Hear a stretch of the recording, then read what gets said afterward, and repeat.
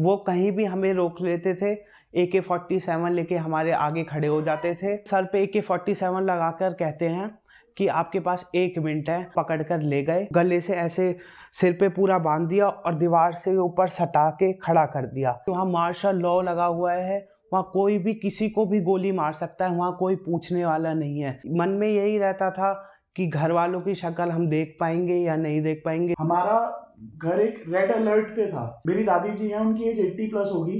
वो बुरी तरीके से, आप बिलीव नहीं करेंगे किस बुरी तरीके से वो रो रही थी। सारे व्यूवर्स को मेरी राम राम।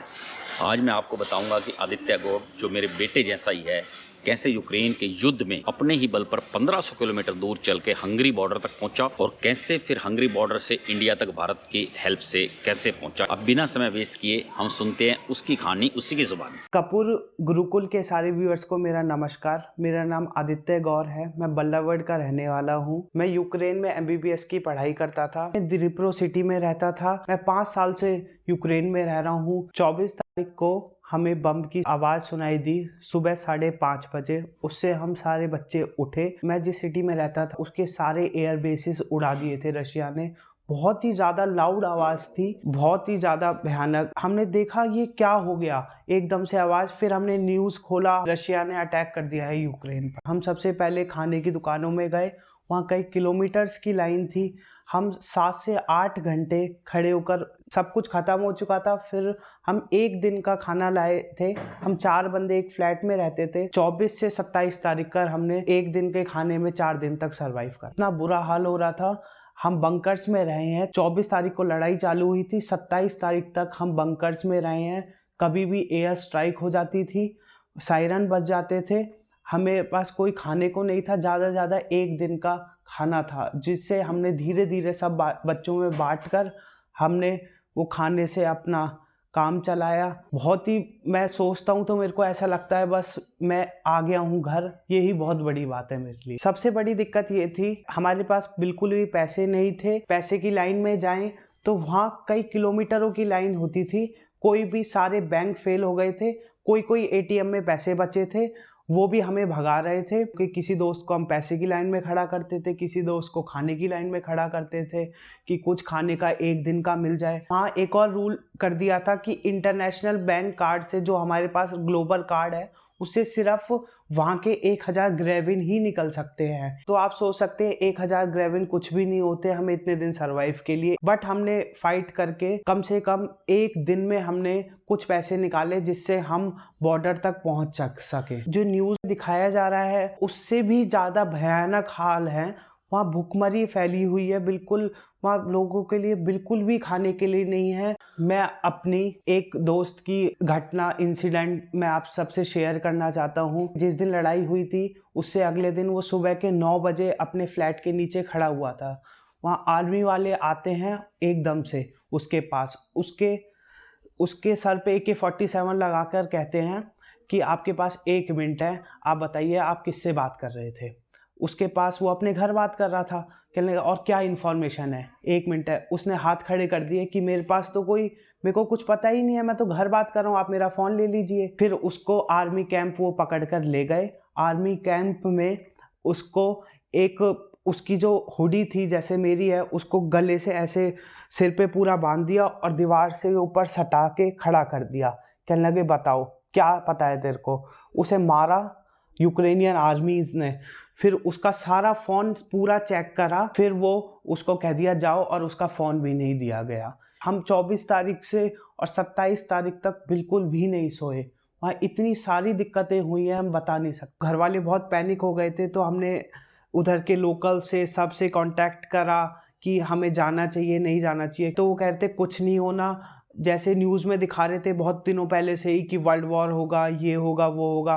बट वहाँ के लोगों ने कहा ऐसा कुछ भी नहीं होना, क्योंकि 2014 से वो स्ट्रगल कर रहे हैं अपनी कंट्री को बचाने के लिए। ऐसी लड़ाइयाँ चलती रहेगी, आप टेंशन ना लीजिए, आप यहीं रहिए। बस मन में यही रहता था कि घर वालों की शक्ल हम देख पाएंगे या नहीं देख पाएंगे। घर वालों का बहुत बुरा हाल था, रो रो के फ़ोन करते थे घर वाले भी। हम भी यही सोचते थे हम पहुंच पाएंगे नहीं पहुंच पाएंगे। मैं अपने एक बार भाई से मिलवाना चाहता हूं, क्योंकि वो भी बताना चाहते हैं कि घर पे क्या सिचुएशन थी, क्योंकि मेरी बात नहीं हो पा रही थी सिग्नल्स की वजह से। नमस्कार, मैं आदित्य का भाई हूँ। घर पे कुछ ऐसा सिचुएशन था, हम इससे बहुत पहले से कह रहे थे कि तू आ जा, परंतु वहाँ के जो लोकल थे इनसे कहा यहीं रुको, तुम डॉक्टर्स हो, तुम भी यहाँ छोड़ के जाएंगे। जैसे ही 24 को वॉर शुरू हुई, हमारा घर एक रेड अलर्ट पे था। पूरे घर में पैनिक हो गया था। मेरी दादी जी हैं, उनकी एज 80 प्लस होगी। वो बुरी तरीके से, आप बिलीव नहीं करेंगे किस बुरी तरीके से वो रो रही थी। हमसे कह रही थी कि मेरे लाल को ले आओ। मैंने कहा था कि मत भेजो। हमारे घर पे हमेशा 24 आवर्स, जब तक ये आया नहीं है, 24 से 2 तारीख तक टीवी बंद ही नहीं हुआ। मैं क्या सिचुएशन बताऊं, मेरे फादर का ब्लड प्रेशर हाई हो गया, इवन मैं, मेरे बहन का, सब इतने पैनिक हो गए थे क्योंकि इसकी लगातार हमसे 20 घंटे ट्रेन में था जब बात नहीं हो पाई, 9 घंटे बस में था जब हमारे से इसकी बात नहीं हो पाई थी। मीडिया एक बहुत बड़ा मीडियम है, तो मैंने निशांत को भी रिक्वेस्ट की थी कि आप अपने चैनल पे देखें, और हमने वीडियो वगैरह इससे शेयर करवाई थी। मीडिया मीडियम से, यूट्यूब से मैंने काफ़ी वीडियो वगैरह की, इस पे हेल्प मिले, और शायद उन्हीं की सबकी दुआओं की वजह से आज मेरा भाई मेरे साथ है। 27 तारीख को मैं 8 बजे रेलवे स्टेशन पे पहुंचा। वहां से मेरे को जाना था लिविव तक। लिविव तक पहुंचने के लिए मेरे को ट्रेन में घुसना था। वहां 400 से 500 लोगों से फाइट करके 8 बजे से लेकर ट्रेन के पीछे हम भागते थे, जो भी ट्रेन के अंदर घुसने थे, क्योंकि फॉरेनर्स बिल्कुल भी अलाउड नहीं थे ट्रेन के अंदर। कुछ भी करके फॉरेनर्स को धक्का मार मार के भगा रहे थे। जो टीटी होता था वो कह देता no foreigner allowed, no foreigner allowed. Railway station पे ही बार बार अलार्म बज जाते थे, तो हमें बंकर में एकदम से, आप सोच सकते हैं रेलवे स्टेशन पे कितनी भीड़ होगी, हम सबको नीचे बंकरों में जाना पड़ता था। सुबह से लेकर रात को 10 बजे 4 से 5 ट्रेन छोड़ने के बाद फिर हम उस ट्रेन के अंदर घुस पाए। 20 घंटे की वो ट्रेन थी। नीचे बैठकर बिल्कुल ऐसा था, मैं बता नहीं सकता, बिल्कुल नीचे बैठकर एक के ऊपर एक आदमी चढ़ा हुआ है। ट्रेन में बहुत ज़्यादा हमें मारा गया। इंडियन, नाइजीरियन, मोरक्कन्स, आप सोच सकते हो हर तरह के लोग होते हैं, कोई अच्छे भी होते हैं, कोई बुरे भी होते हैं। मैं एक बताना चाहूँगा, एक नाइजीरियन, हमारे साथ गर्ल्स भी थी, नाइजीरियन थे, मतलब उनका व्यवहार थोड़ा अच्छा नहीं लगा। बस आप समझ सकते हो, बहुत ही ज़्यादा दिक्कत हुई। हमारी ट्रेन कीव में रुकी थी 3 घंटे के लिए। टीटी हम सब के ट्रेन में इतनी तेज घूम रहा था, उसने सारे कर्टेन्स वगैरह नीचे डाल दिए। उसने कहा रशियन ट्रूप्स घूम रहे हैं, कोई भी अपना फ़ोन मत चलाइए, कुछ भी मत करिए। मिसाइलों की आवाज़ भी सुन रही थी रेलवे स्टेशन से भी।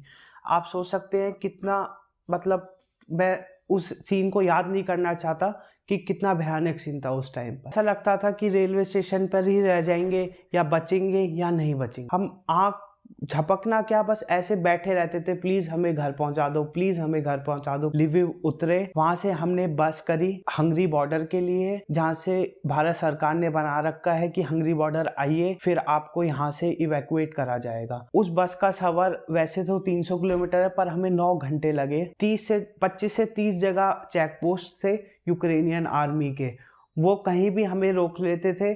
AK-47 लेके हमारे आगे खड़े हो जाते थे, अपने पासपोर्ट दिखाइए। और सबसे बड़ी मैं मेंशन करना चाहता हूँ, वो कहते थे कि पुतिन कैसा है, पुतिन को गाली दो, जब ही हम तुम्हें आगे भेजेंगे। तो वहाँ मार्शल लॉ लगा हुआ है, वहाँ कोई भी किसी को भी गोली मार सकता है, वहाँ कोई पूछने वाला नहीं है। 300-400 लोग 25 से 30 बार, आप सोच सकते हैं कि कितना मेरे मन में या मेरे दोस्तों के कितना दहशत का वहाँ माहौल रहा होगा।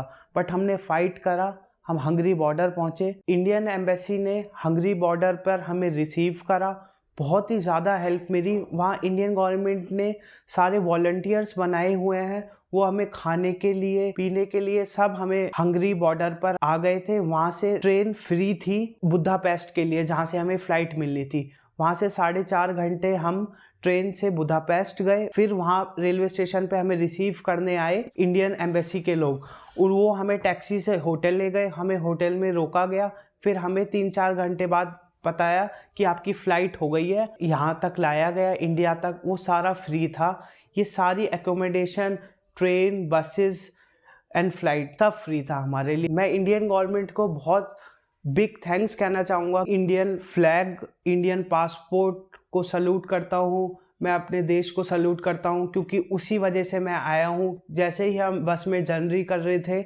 वहाँ पर Indian passport and Indian flag जो गवर्नमेंट ने कहा है आगे लगाना है, उसे देखकर हमें छोड़ देते थे।